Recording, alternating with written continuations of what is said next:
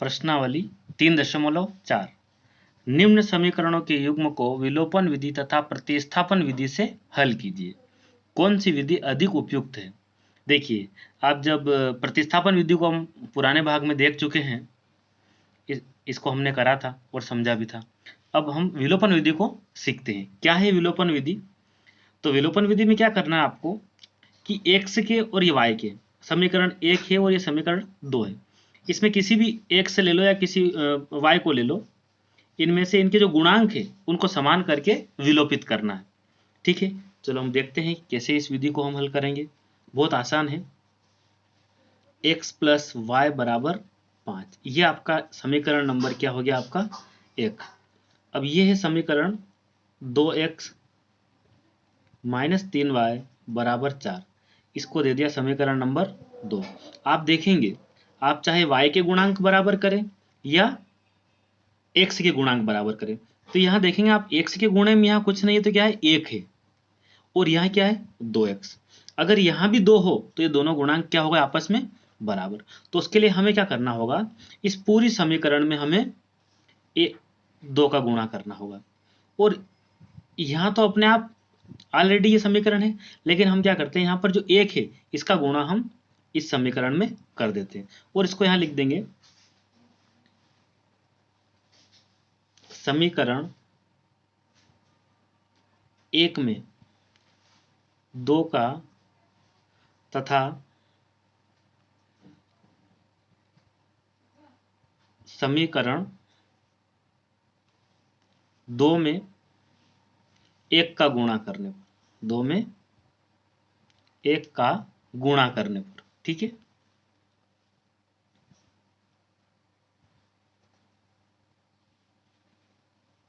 अब आप क्या करेंगे? इस पूरी समीकरण में आप 2 से गुणा करेंगे तो ये क्या प्राप्त होगा आपको?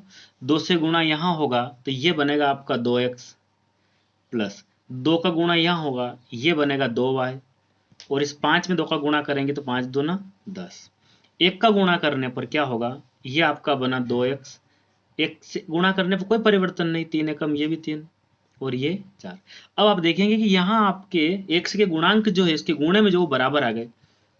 अब हम इसको जोड़े या घटाएं, किसी प्रकार से इस x को विलोपित करना, इसको हटाना।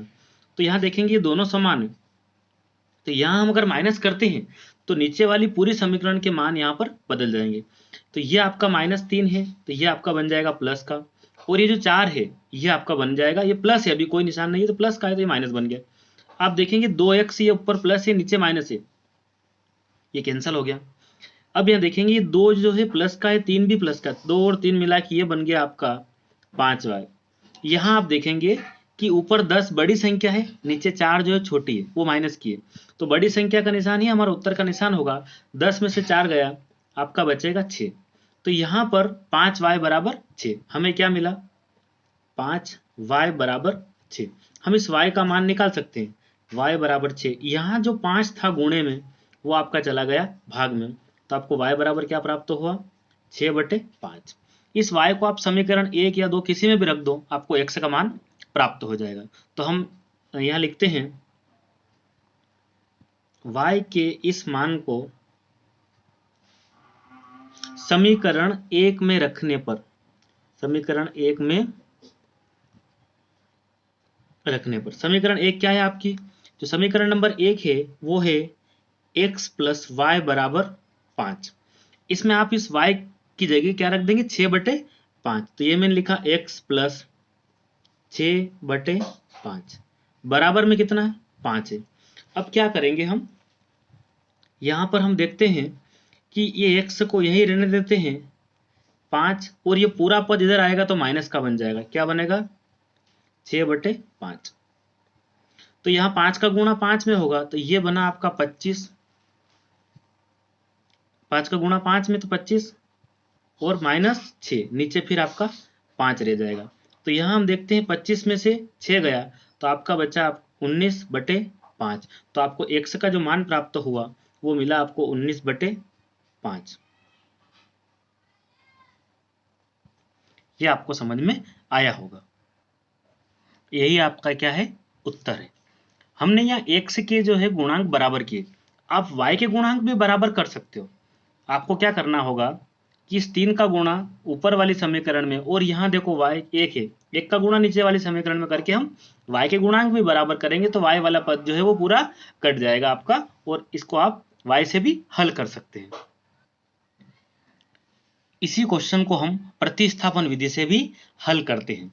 तो प्रतिस्थापन विधि में हमने देखा था समीकरण 1 और 2 ये यहाँ डाल दिए। आप किसी भी एक समीकरण को लेकर उसमें से एक चर को अलग करके उसका मान निकालकर अगली समीकरण में रखकर इसको हल कर सकते हैं। तो यहाँ में मेरे जो विधि है वो हम जानते हैं 1 2 3 वाली। किस प्रकार है, जो कमजोर विद्यार्थी है वो समझ जाएंगे 1 2 3। सबसे पहले समीकरण 1 से क्या लिखना आपको, समीकरण 1 से। समीकरण 1 क्या है आपके पास, समीकरण 1 है x प्लस वाई बराबर 5।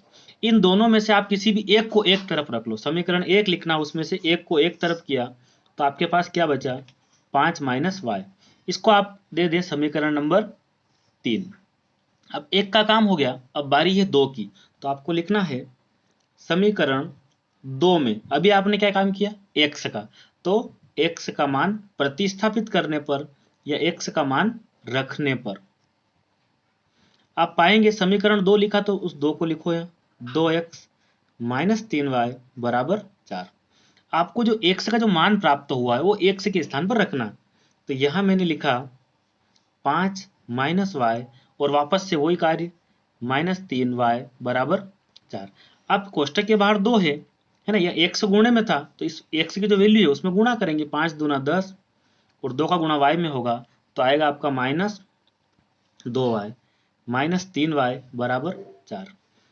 अब देखेंगे कि 2y और 3y ठीक है, और इनके जो निशान है वो सेम है, तो ये बन गया आपका 5y बराबर 4।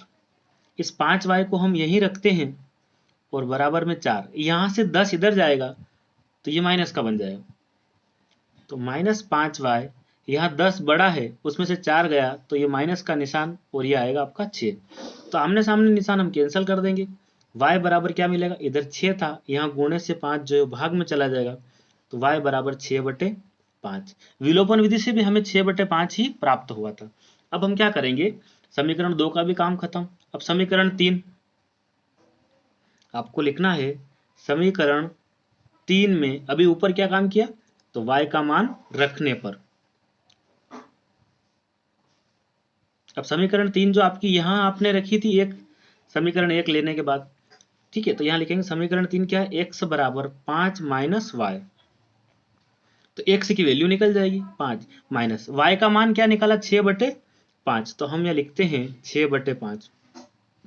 तो 5 का गुणा 5 में होगा तो बनेगा 25, 6 ऐसा ही, और नीचे फिर से 5 रह जाएगा तो 25 में से 6 गया 19/5। अभी विलोपन विधि में भी x की वैल्यू क्या निकली थी 19/5। तो हम कह सकते हैं x बराबर 19/5 और y बराबर 6/5। इन दोनों विधि में से जो आपको सरल लगे उस विधि से आप जो है उसको उपयुक्त मान सकते हैं। ठीक है, ये आपको समझ में आया होगा। दोनों में ये y बराबर 6/5, यहाँ भी 6/5, x बराबर ये आपका 19/5 और यहाँ भी 19/5, इतना आपको समझ में आया होगा। 3x प्लस 4y बराबर 10 और 2x माइनस 2y बराबर 2, ये आपका दूसरा क्वेश्चन है। इसको हम विलोपन विधि से हल करते हैं।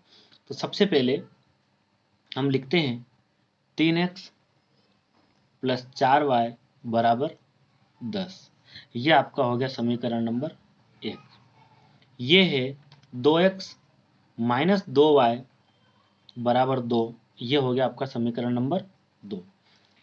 तो हम जो है x के गुणांक बराबर हमने पिछले क्वेश्चन में किए थे, आप y के गुणांक भी बराबर कर सकते हो। यहाँ 3 है और 2 है, तो क्यों ना हम इस 2 का गुणा ऊपर वाली समीकरण में कर दे और इस 3 का जो गुणा नीचे वाली समीकरण में कर देंगे तो हमारे गुणांक बराबर हो जाएंगे। कैसे, 2 का गुणा 3 में होगा तो 6, 3 का गुणा 2 में होगा तो भी 6। ठीक है, तो यहाँ हम पीछे लिख देंगे 2, ये 2 जो है ये ऊपर वाली समीकरण में गुणा कर दो, इस 3 का इस नीचे वाली समीकरण में ये 3 लिख दो। आप लिख भी दो हिंदी में कि समीकरण 1 में 2 का तथा समीकरण 2 में 3 का गुणा करने पर, आप गुणा करेंगे तो क्या प्राप्त होगा आपको, देखो 2 से गुणा 3 में होगा तो 6x, 2 का गुणा 4 में होगा 4 दूना 8y, 2 का गुणा 10 में होगा तो 20 मिलेगा। इसी प्रकार आप 3 का गुणा 2 में करेंगे तब क्या मिलेगा 6x, 3 का गुणा 2 में होगा तो ये माइनस और 3 दूना बना 6y, बराबर 3 का गुणा 2 में तब भी क्या मिला 6। अब यहाँ आप देखेंगे कि जो एक से जो है उसके गुणांक बराबर हो गए, तो हम ये प्लस का है तो हम यहाँ माइनस करेंगे। इस माइनस को देखकर हम नीचे वाले समीकरण के निशान आपको बदलना है, माइनस को देखकर आप प्लस, और यहाँ प्लस है तो ये आपका हो गया माइनस, तो ये दोनों कैंसिल हो गए। कैसे कि ऊपर वाला प्लस है नीचे माइनस है तो आपस में कैंसिल हो गए। आप देखेंगे ऊपर भी धन और नीचे भी प्लस है, दोनों प्लस प्लस है, 8 और 6 मिला के बन गए आपके 14y, बराबर यहाँ आप देखेंगे कि ऊपर 20 जो प्लस में है नीचे माइनस में, तो जो बड़ी संख्या है उसी का निशान उत्तर का निशान आएगा। बड़े आदमी की बात मानते हैं तो 20 में से 6 गया तो ये क्या बचा आपके पास 14 बचा। ठीक है, अब ये भी प्लस का ये भी प्लस का, तो हम डायरेक्ट यहाँ ऐसा एक स्टेप आगे बढ़ा देते हैं, 14y बराबर 14, यानी कि y बराबर क्या आया, इधर 14 था, यहाँ गुणांक में भी गुणे में भी कौन है 14 है, वो बटे में आ जाएगा, तो 14/14 यानी कि 14 से 14 से भाग लगाया तो क्या मिला 1, तो y की वैल्यू क्या प्राप्त हुई आपको y बराबर 1। अब प्रतिस्थापन विधि से इसको देखते हैं तो ये समीकरण नंबर 1, ये समीकरण नंबर आपकी 2, तो हम समीकरण 1 को ले लेते हैं, किसी को भी आप ले सकते हो, उसमें से एक चर एक तरफ करना है।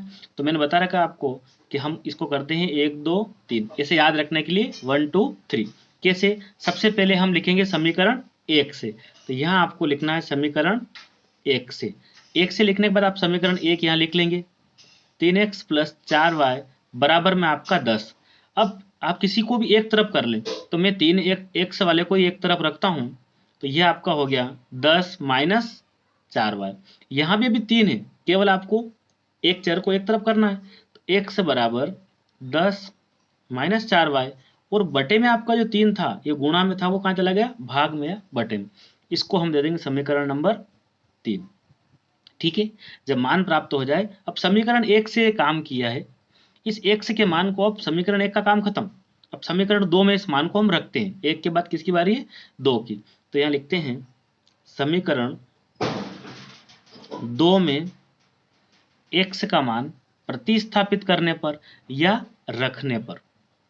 ठीक है, अब आपके समीकरण 2 क्या है 2x - 2y बराबर 2, ये 2 आपका है सही, इस x के स्थान पर यह पूरा रखना आपको, क्या है 10 - 4y और बटे में आपका 3 है, फिर वापस आप इसी समीकरण में आ जाएंगे, -2y बराबर में आपका 2, इस 2 से गुणा 10 में होगा तो आपको मिलेगा 10 दूना 20, 2 का गुणा 4 में करेंगे 4 दूना 8y, इन दोनों के बटे में 3 है, -2y बराबर 2। अब इस 3 का गुणा यहाँ भी होगा, 3 का गुणा इस 2 में भी होगा। ठीक है,